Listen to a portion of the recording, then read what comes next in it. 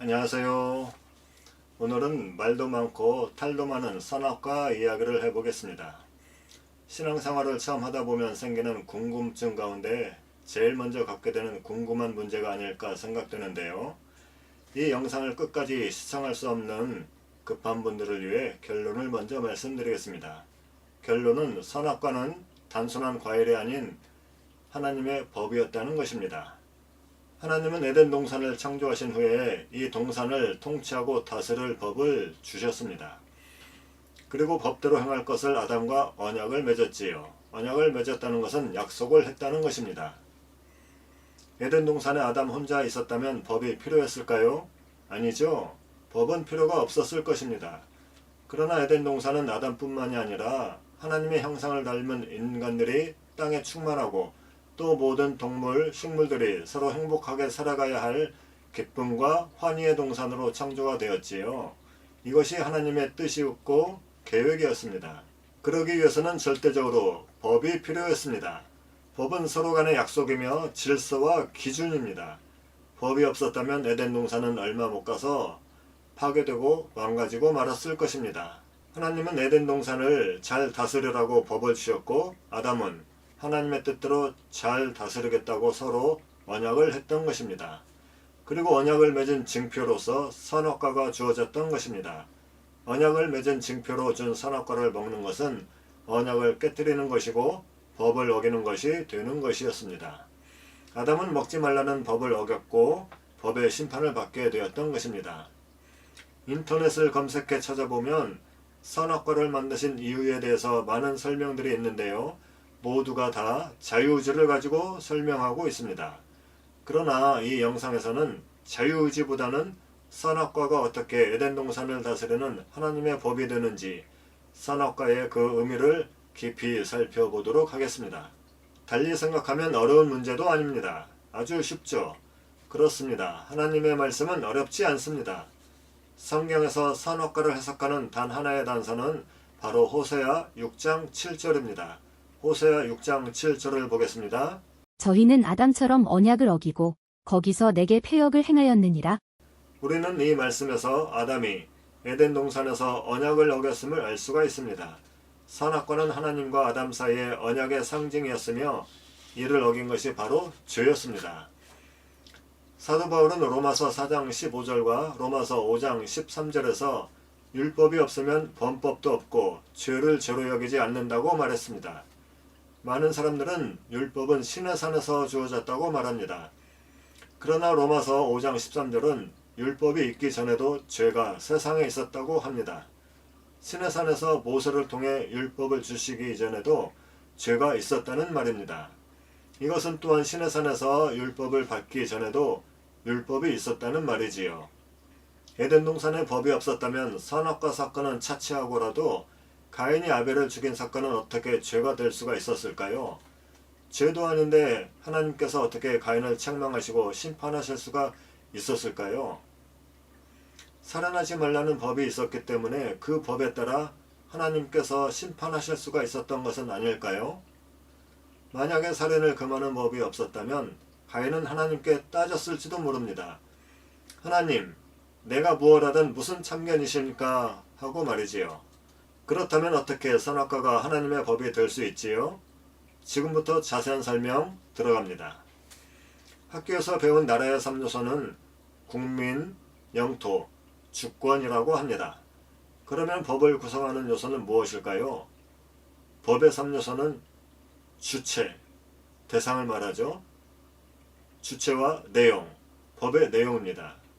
그리고 마지막으로 제재입니다. 처벌 조항입니다. 창세기 2장 16절로 17절을 보면 선악과와 관련된 하나님의 명령이 이 3요소를 포함하고 있음을 알 수가 있습니다. 여호와 하나님이 그 사람에게 명하여 가라사대 동산 각종 나무의 실과는 내가 임의로 먹되 선악을 알게 하는 나무의 실과는 먹지 말라. 내가 먹는 날에는 정령 죽으리라 하시니라. 이 말씀 속에는 법의 주체와 주체는 아담이죠. 법의 내용, 선악과를 먹지 말라는 것입니다. 또 제재, 먹는 날에는 반드시 죽으리라는 처벌 조항이 모두 포함되어 있습니다. 이 명령은 단순한 지시가 아니라 언약적 관계를 전제로 한 하나님의 율법이었습니다. 법은 단순히 규제의 역할만이 아니라 질서를 유지하고 관계를 보호하기 위한 것입니다. 법을 다른 말로 표현하면 명령이고 계약이고 약속이며 질서와 기준이라고 할 수 있습니다. 이것들에서 벗어나는 것을 성경은 죄라고 말합니다. 선악과가 법이었다면 모든 것이 완벽하고 완전하게 창조된 에덴 동산에 왜 법이 필요했을까요? 하나님은 태초에 첫째 날부터 여섯째 날까지 천지와 그 가운데 모든 것을 창조하시고 그 모든 것을 아담과 하와에게 맡기셨습니다. 창세기 1장 26절과 28절은 이렇게 말합니다. 26절 하나님이 가라사대 우리의 형상을 따라 우리의 모양대로 우리가 사람을 만들고 그로 바다의 고기와 공중의 새와 육축과 온 땅과 땅에 기는 모든 것을 다스리게 하자 하시고 28절 하나님이 그들에게 복을 주시며 그들에게 이르시되 생육하고 번성하여 땅에 충만하라 땅을 정복하라 바다의 고기와 공중의 새와 땅에 움직이는 모든 생물을 다스리라 하시니라. 우리는 이 성경절에서 하나님께서 아담과 하와에게 모든 피조물들을 다스릴 수 있는 통치권을 주셨다는 사실을 알 수가 있습니다. 바로 다스리라는 말입니다. 그런데 하나님께서 창조하신 모든 피조물들을 어떻게 다스리라고 하셨나요? 어떻게 다스리고 어떻게 땅에 충만해야 하는지, 그리고 충만해진 인간들이 어떻게 살아가야 하는지, 하나님이 창조한 이 모든 만물에 대한 관리 지침과 기준은 무엇이었을까요? 하나님은 그냥 창조해 놓으시고 아담과 하와에게 너희들이 알아서 해라 하고 나 몰라라 하셨을까요? 결코 그렇지 않습니다.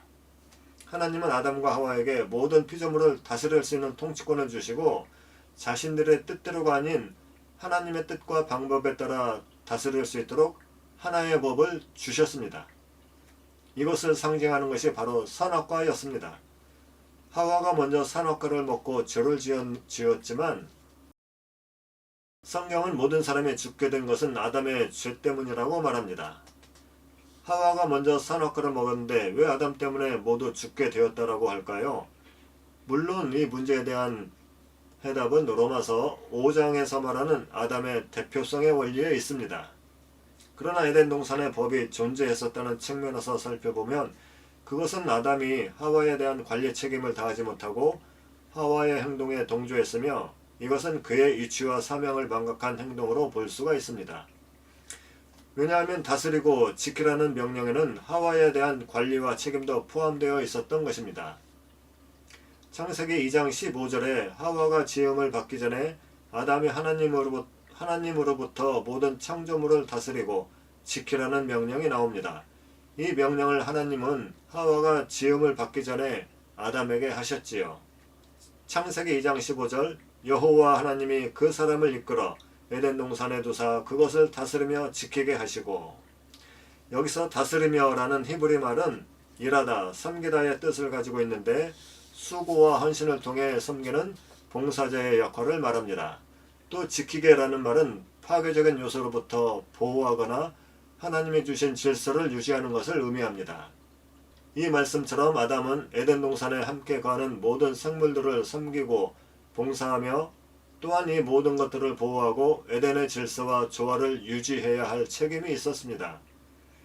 하와가 선악과를 따먹은 것은 에덴의 질서와 조화를 깨뜨리는 것이었고 더 나아가 하나님의 창조를 파괴하는 것이었습니다. 아담은 하와를 다스리고 에덴 동산을 훼손하지 못하도록 지켜야 할 책임을 다하지 못했고 이 때문에 모든 인류가 사망에 이르게 되었던 것입니다. 여러분 한번 생각해 보십시오. 에덴 동산에 아담 혼자 있었다면 법이라는 것은 필요 없었을 것입니다. 그러나 에덴 동산은 수많은 생물들과 인간이 함께 살아가야 했습니다.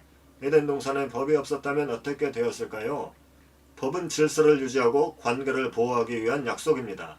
법이 없었다면 그곳은 기쁨과 환희의 뜻을 가진 에덴 동산이 아니라 그야말로 약육강식의 강자만이 살아남는 무법천지의 서바이벌 동산이 되었을 것입니다. 이건 하나님의 뜻이 아니지요. 하나님의 뜻이 이루어지려면 반드시 법이 필요했다는 것입니다. 법은 이처럼 이 세상에 하나님의 뜻을 펼치는 데 꼭 필요한 요소입니다. 에덴 동산은 완전하게 창조되었지만 법이 없었다면 얼마 못 가서 불완전한 동산이 되었을 것입니다. 법이 있으므로 하나님의 창조가 완전하게 영원히 존재하게 되는 것이지요.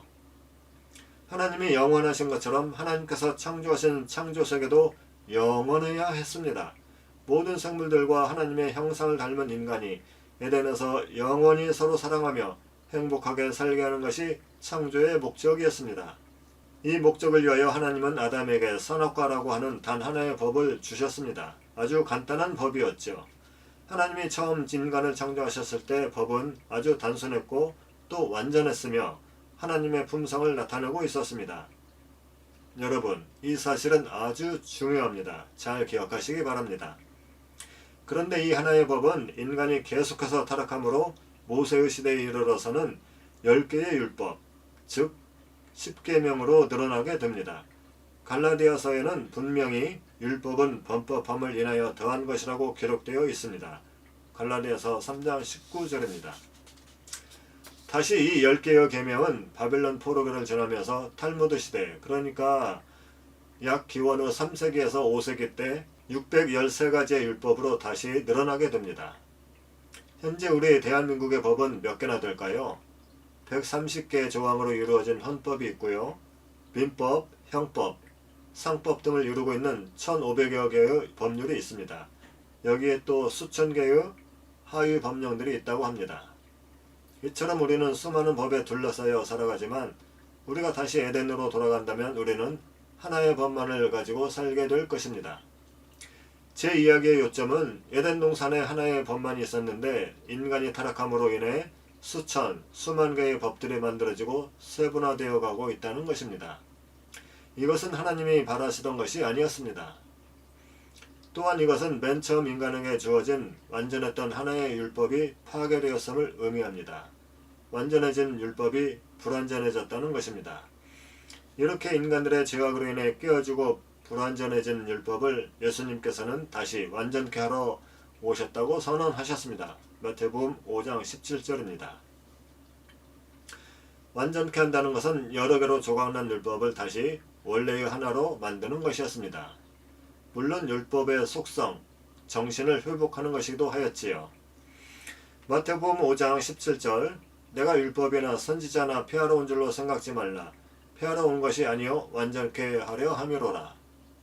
하나에서 10개로 10개에서 다시 613개로 깨어지고 망가진 율법을 예수님은 단 하나의 율법, 즉 율법의 속성인 사랑, 그 하나만을 제시하시고 또 그 하나만을 요구하심으로 율법을 새롭게 하시고 완전하게 하셨습니다. 바로 마태복음 22장 37절로 40절입니다. 예수께서 가라사대 내 마음을 다하고 목숨을 다하고 뜻을 다하여 주 너의 하나님을 사랑하라 하셨으니 이것이 크고 첫째 되는 계명이요 둘째도 그와 같으니 내 이웃을 내 몸과 같이 사랑하라 하셨으니 이 두 계명이 온 율법과 선지자의 강령이니라. 또 로마서 13장 8절로 10절은 피차 사랑의 빛 외에는 아무에게든지 아무 빛도 지지 말라.